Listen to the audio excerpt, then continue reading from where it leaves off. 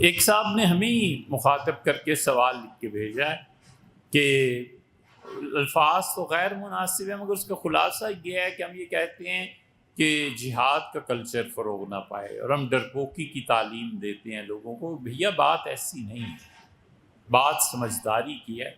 نہ آپ کی سمجھ میں آئے تو بھی کوئی مسئلہ نہیں ہے، کوئی شرعی مسئلہ تھوڑی ہے جس پہ بحث کرنی ہے، مگر ڈرپوک ہے تو پھر کیا، وہ بھی تو اللہ ہی کے بندے ہوتے ہیں کوئی ایسی بات۔ ہمیشہ ذاتی کردار سے اوپر اٹھ کے جو نفس مسئلہ ہے نا اس پہ بات کی جاتی ہے۔ ایک بات جب زبان سے نکال دی تو وہ اس کی پراپرٹی نہیں رہی۔ آپ نے ڈرپوک فرمایا اب آپ کی یہ پراپرٹی نہیں، اب یہ پبلک کا قضیہ ہے، لوگ مانتے ہیں نہیں مانتے۔ ہمیشہ جو کلام کرتا ہے نا سب سے پہلے اس کا حق ہوتا ہے کہ اس کی تشریح کرے، دوسروں کی تشریح بعد میں آتی ہے۔ ہر آدمی اپنے کلام کا ذمہ دار ہے، اور اسے چاہیے کہ مانگے پہ سوال کرنے پہ وہ اس کی تشریح کرے، اور اس نفس مسئلہ سے ہٹ کے کہنے والے کے کردار کو ڈسکس کرنا یہ خراب بات، کوئی نہیں کرتا۔ تو کہتے ہیں اس کو چھوڑو، اس کا کردار جو بھی ہے بات کرو نفس مسئلہ پہ، کہ نفس مسئلہ پہ بات کیا ہے۔ بات میرے بھیا پھر ذرا سی عقل اور سمجھ میں آنی چاہیے کہ مسئلہ یہ ہے کہ انسانوں کی زندگی مطلوب ہے یا نہیں۔ اس کائنات میں لوگوں کو مار دینا ہے؟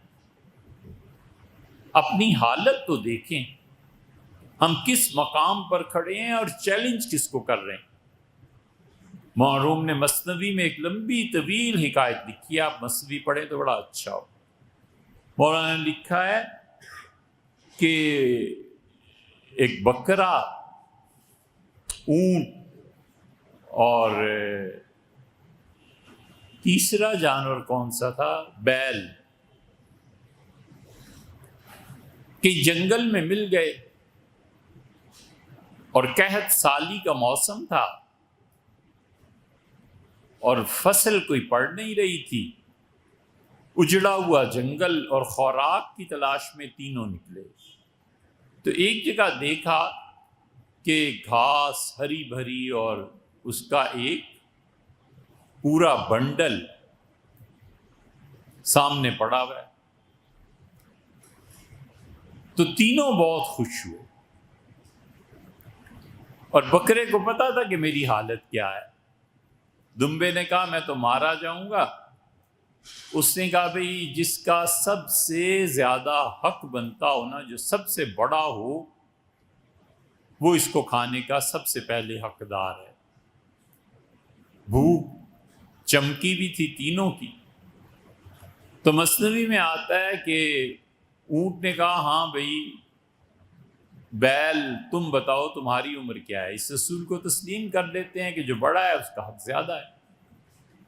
اس نے کہا میری عمر کا کیا پوچھتے ہیں سرکار، حضرت آدم علیہ السلام جب دنیا میں آئے تھے تو جو پہلی مرتبہ ہل جوتا زمین کے لیے اور اناج کے لیے، وہ جو دوسرا بیل تھا نا وہ میں تھا۔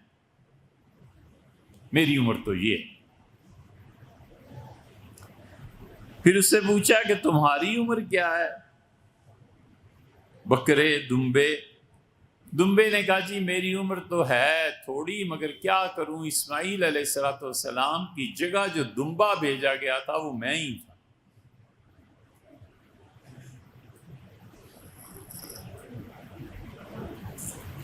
یہ سن کے اونٹ نے کہا کہ بیل، اونٹ نے منہ ڈالا گھاس پہ اور اٹھا لیا بنڈل کو، اور اس کا اے بیل ایک لات ماروں نا تو تم ادھر جا پڑو، اور دمبے کو کہا تیری جان ہی کیا ہے کہ میرے مقابلے میں آئے۔ یہ دنیا ان کی ہے جن کے پاس طاقت ہوتی ہے، یہ دنیا عمروں سے نہیں ناپی جاتی۔ بات یہ ہے میرے بھیا کہ دنیا ان کی ہے جنہوں نے تحقیق کی ہے، دنیا ان کی ہے جنہوں نے ریسرچ کیا ہے، دنیا ان کی ہے جنہوں نے کے پاس ٹیکنالوجی ہے، دنیا کا کھیل ان لوگوں کے ساتھ چل رہا ہے جو ایک ایک دن میں اتنی بمباری کرتے ہیں کہ اسلامی مملکت کے پورے بجٹ ان کے مقابلے میں بیکار. دنیا ان کی ہے. انڈیا کے منہ لگتے ہیں ہم. 200 ارب ڈالر سے زیادہ ان کی انویسٹمنٹ ہے ابوظبی میں. ابوظبی میں یہ شمار ان کی حکومت نے جاری کیے ہیں. وہ کہتے ہیں ہر ایک عربی کے مقابلے میں 3 ہندوستانی ہیں. اتنے ہندوستان کے افراد یہاں بڑھ گئے. انہوں نے اس پہ تشویش کا اظہار کیا. وہ کہتے ہیں تم پاکستان والے 2-3 ارب روپے کی تمہاری انویسٹمنٹ ہے اور وہ جس کی کئی 100 ارب کی انویسٹمنٹ ہے اسے کیسے ناراض کیا جا سکتا ہے.